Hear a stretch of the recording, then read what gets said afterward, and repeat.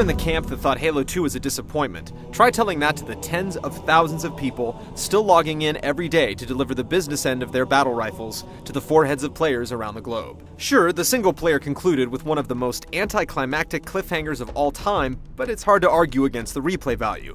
After 3 long years, Master Chief is finally ready to finish the fight. Should you?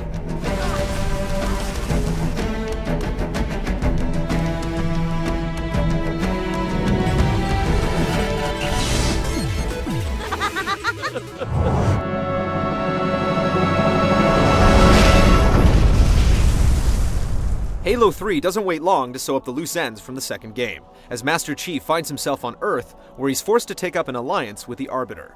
It seems Cortana has gone missing, and Earth is crawling with the Covenant. The anonymous badass has to rescue humanity from the alien invasion and locate Cortana in the process.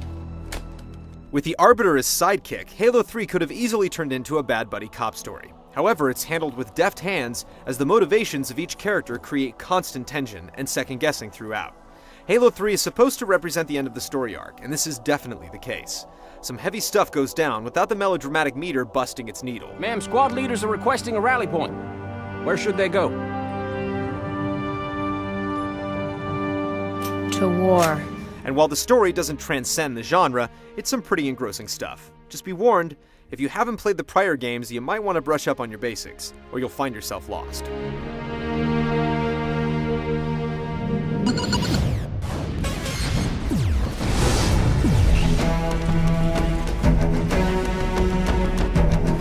The original Halo was criticized for its repetitive levels, but it did manage to bring about some significant tweaks to the genre. Halo 2 is more of a refinement of those concepts, with an amazing online multiplayer component. Halo 3 is more like the latter than the former. The single-player campaign still plays without any major bouts of loading, as each new area streams off the disc. There are still safe checkpoints after each major confrontation, and overall, it's very much the Halo experience you've come to know and love. Tack on the ability to play through the campaign cooperatively with up to 3 other people online on 4 different difficulty settings, and you can begin to see how the 10 to 15 hours it takes to complete, based upon skill level, works out to be much more than that. Its longevity is bolstered even further by campaign scoring. As you and your friends play through the campaign together, you're rewarded with points that will ultimately earn you achievements. If you find one of more than a dozen skulls scattered throughout the game, you can enable it to get point multipliers. To balance things, each skull you enable makes the game more difficult. The entire campaign is designed like one big roller coaster. There are no repeat levels, hardly any backtracking, and no need for arrows on the floor showing you which way to go. While it remains a linear experience, you're swept along from one epic confrontation to another at an unrelenting pace. There is no downtime in Halo 3, and every locale is unique and memorable. Then there's the 16-player multiplayer. If you're one of the people still playing Halo 2, you might as well clear your calendar now, and for the next several years. Halo 3 is loaded with that much content. There are 11 different maps on the disc, and each has its own distinct personality and requirements for success. Some consist of tight quarters, where respawning can't happen soon enough, and the battle ebbs and flows back and forth like a seesaw. And then you have the classic county-sized maps, where vehicles and organized transport play a much larger role. And then there are the ones in between, where infantry and transport are important in equal measure. Everything from the weapon and vehicle placement to the terrain has been perfectly balanced to facilitate heated online hostilities. When you do grow tired of them, you can always turn to the Forge option. Here you can build your own maps and game types right down to where every last weapon and object is placed. You're given templates to work from, and the interface is so easy to use that your imagination is free to run wild. You can then upload your creations for others to play and rate, ensuring that the cream always rises to the top. The final new feature is the Movie Maker. Ever want to remind a friend how you stuck him with a grenade and relive one of your finest moments on the battlefield? That's what it's for. You can save the relatively small files on your hard drive and then send them to friends or snap some screenshots. It works well, though we would have liked to have the ability to edit multiple clips together or export clips so that they could be used by other pieces of hardware.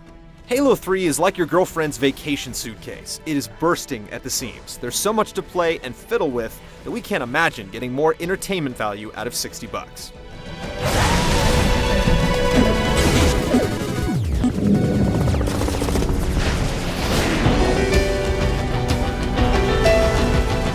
The first Halo introduced the rebounding shield, weapon management, and hot buttons for grenades and the melee attack. The coup d'etat in Halo 2 was dual-wielding. In Halo 3, It's all about the deployable. Utilizing the X button, you can employ protective bubbles, portable blast shields, and more. On the easier difficulty settings, they're basically an accessory, but on the legendary setting, they're a necessity. Best of all, they carry over to the multiplayer, where entirely new strategies are formed. At the same time, this is one of the major disappointments of Halo 3. There just aren't a lot of groundbreaking gameplay elements. Turrets and shields have been a part of PC shooters for almost a decade, and this is one area where the Halo series is still playing catch-up. You get all the staples of the series, but there's nothing trailblazing, like the rebounding health meter. That's not to say that there aren't more additions, though. You get a small arsenal of new weapons like the Spartan Laser, which takes an irritating 3 seconds to fire but deals an exorbitant amount of damage, the practically worthless flamethrower, and a brute shotgun. More effective and fun is the ability to snag turrets from their tripods and operate them manually. Our personal favorite has to be the Brute Hammer. This blunt trauma weapon is capable of taking out the game's toughest enemies with a couple of blows. And then there are adjustments to existing armaments like the Needler, which is now actually useful, and a couple of grenades making their debut for good measure. More worthwhile are the new vehicles, and there are tons. This is where Halo 3 really outdoes itself. In addition to the brand new four-wheeler dubbed the Mongoose, you get the Hornet, the USNC's version of the Banshee, the Brute Chopper, a motorcycle-like vehicle with rotating blades on the front, and several more. Just like the rest of the game, they're all perfectly balanced, with strengths and weaknesses to exploit. Bungie once described its Halo design philosophy as creating 10 minutes of intense gameplay and then replicating it across the entire experience. It's accomplished this by delivering some of the best enemy AI in the business. Its reputation holds strong here. Enemies are constantly looking for angles by climbing on top of objects or looking for peepholes, and they're smart enough to know when they're outgunned and will run away seeking cover. If only the same thing could be said of your allies. USNC drones are practically worthless, often failing to get into vehicles and otherwise being more of a nuisance than an asset. Let one of them get behind the wheel of a Warthog while you man the turret and say your prayers. The Arbiter fares a little better in intelligence, but his attacks are far too weak to change the tide of battle. The gameplay in Halo 3 can't exactly be considered combat evolved, it's more like combat refined. Yet the battles are so frenetic and the enemies so smart that no two frays ever play out the same. With the new weapons and vehicles, both the intensity and thought required to succeed peak the meter. More boss battles would have been nice, but even they have more than one tactic for success.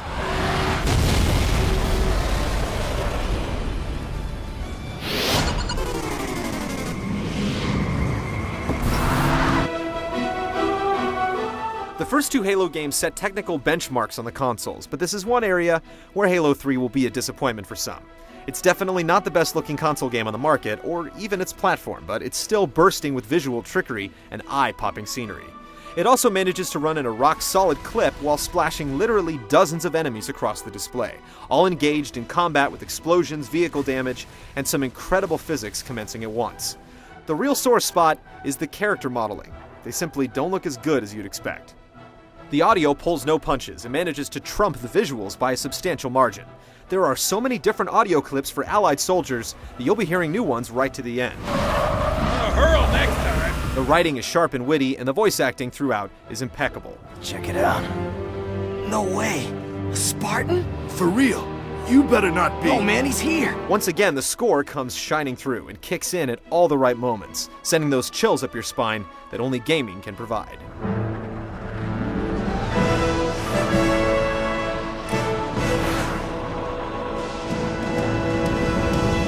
All ships, fire at will. Halo 3 is one of the most engaging, polished, content-laden pieces of software you'll ever play. The single player winds down the story nicely while providing one epic confrontation after another, and you'll want to finish the fight several times over. It's relentless, finely crafted, expertly tuned, excellently paced, and incredibly satisfying. And where replay value is concerned, few console games are in the same galaxy. Raid the couch, search the car, and whatever else it takes to pay for Halo 3. The Chief is no thief.